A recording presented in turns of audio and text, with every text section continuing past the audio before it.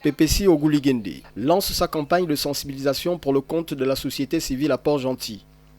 Dans son QG, 6 dans le 2e arrondissement de la commune, la députée de la transition, assistée de Georges Paga, premier secrétaire du Conseil économique, social et environnemental, a convié les leaders associatifs, à l'occurrence les chefs religieux, communautaires et du développement des quartiers, à une réunion stratégique, pendant laquelle elle devra s'atteler à la pédagogie. Nous avons passé en revue les articles qui nous ont donné, qui nous ont motivés à soutenir la campagne du oui.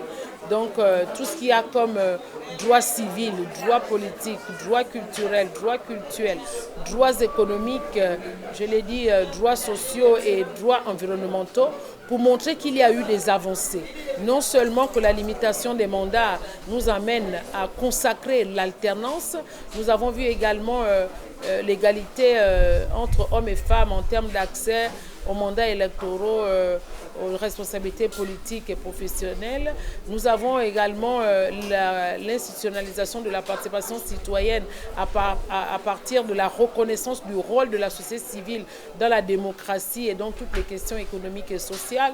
Nous avons vu qu'il a été acté dans cette constitution la démocratie participative et vraiment et bien d'autres articles, l'inclusion des jeunes, des femmes, des personnes vivant avec un handicap. Des éléments assez convaincants pour permettre à l'assistance de mieux cerner le bien fondé de voter en faveur de la nouvelle constitution le 16 novembre prochain.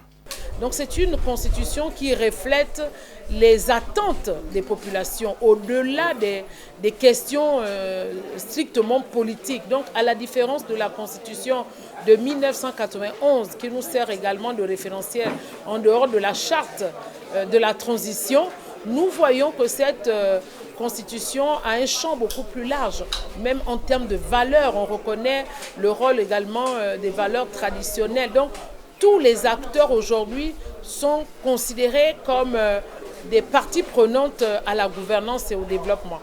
Au-delà de quelques préoccupations revisitées au cours de cette rencontre, l'honorable député PPC Ogouligende a exhorté ses soldats à se déployer sur le terrain pour convaincre les concitoyens du 2e arrondissement de Port-Gentil à voter oui au référendum.